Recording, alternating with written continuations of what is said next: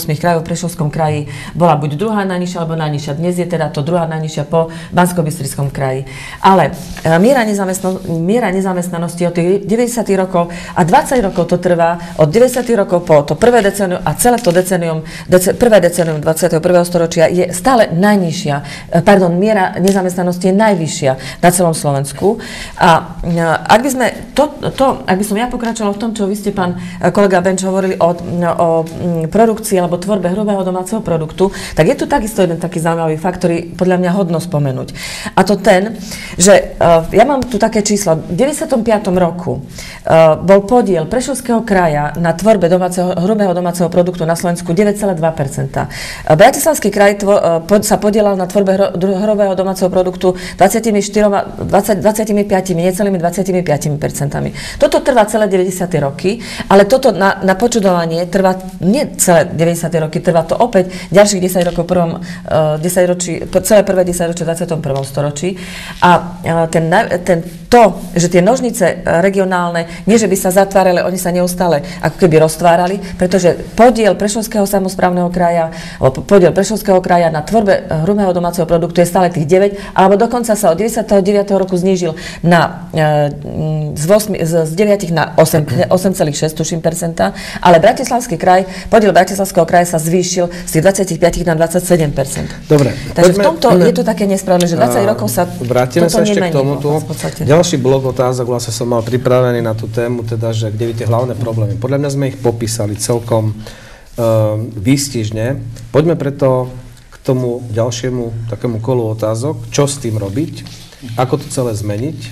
A chcem sa vás spýtať, aký máte názor na to, ak by ste vedeli každý nazvať 3 hlavné faktory rastu regionálneho rozvoja Prešovského samosprávneho kraja. 3 kľúčové veci, ktoré podľa vášho názoru by mohli zmeniť túto situáciu a znovu naštartovať regionálny rozvoj. Začneme. Pán Benč.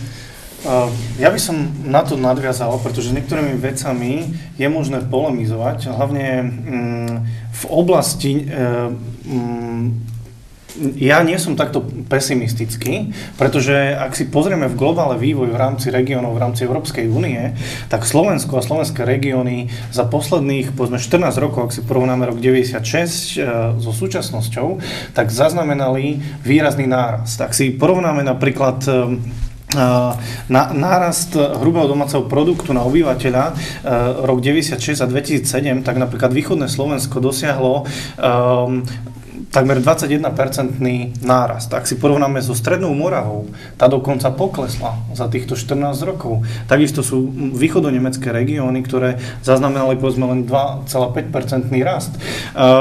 Problém je, a to je vlastne s týmto súhlasím, že tie nožnice sa roztvárajú v rámci Slovenska, že tá Bratislava rástla za posledné roky oveľa intenzívnejšie ako to východné Slovensko.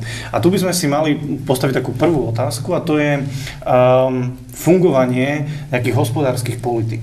Ja si myslím, že mnohé tie reformy, ktoré Slovensko urobilo, aj ten vývoj, je proste veľmi pozitívny. Proste rástlo celé Slovensko, rástlo aj to východné Slovensko. Tá situácia mohla byť ešte horšia.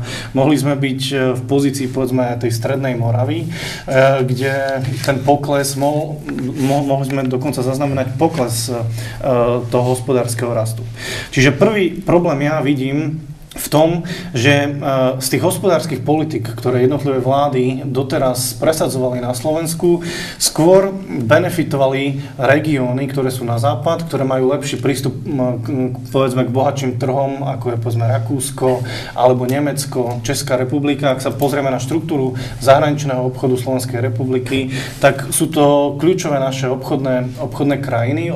A samozrejme ten prístup podnikateľov z Prešovského kraja alebo z Košického kraja je trochu obťažnejší ako povedzme podnikateľov, ktorí sídlia v Bratislavskom kraji alebo v Žiline. Čiže to je Prvý problém. Druhý problém je, ktorý si myslím, že je jeden z najväčších problémov, že Slovensko doteraz nemalo efektívnu regionálnu politiku. Vlastne až do 99. roku žiadna vláda v tejto oblasti nič nerobila. V 99. vzniklo Ministerstvo výstavby regionálneho rozvoja, ktoré ale bohužiaľ zase naviazalo regionálnu politiku len na míňanie cudzích peňazí, čiže na eurofondy.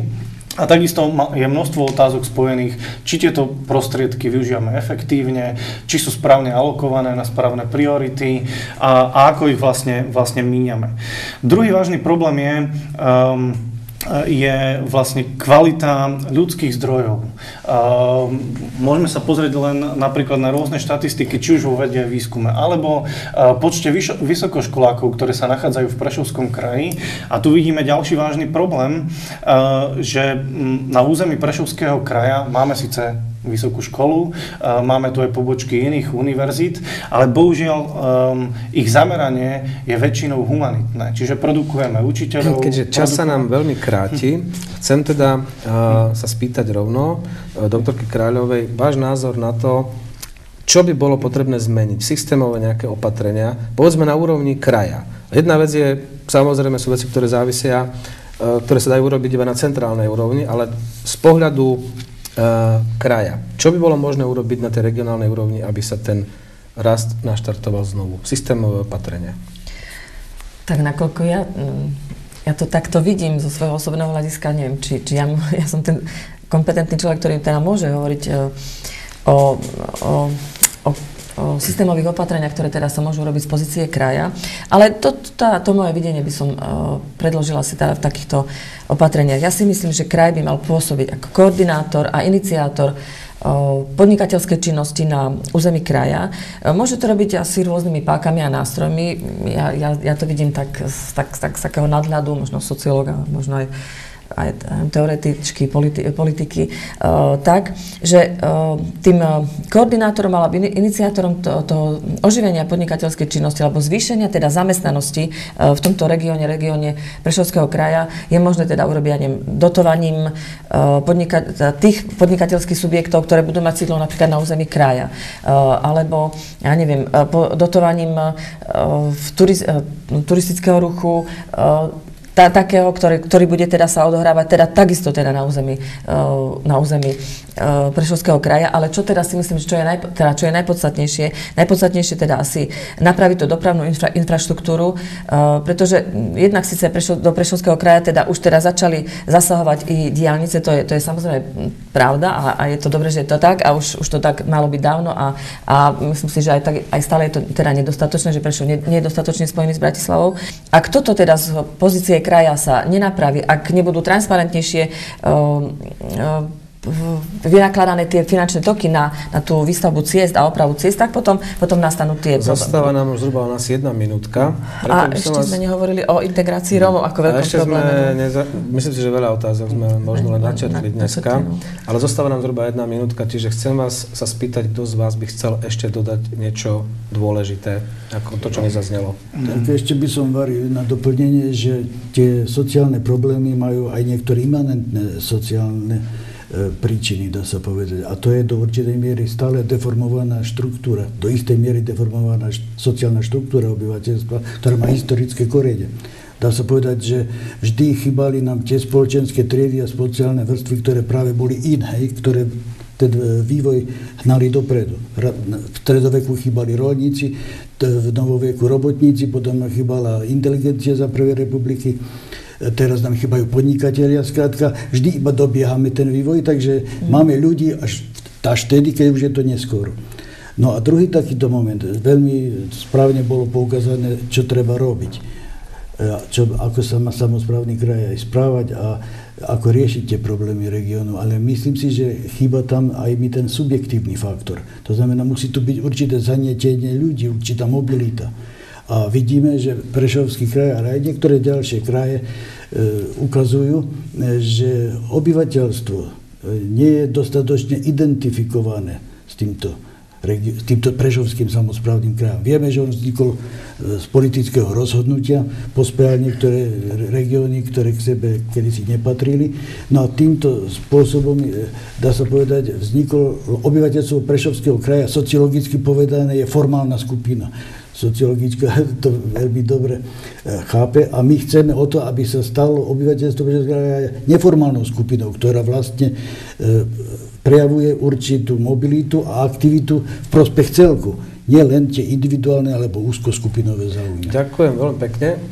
Ak dovolíte veľmi stručne nejaké 3 body.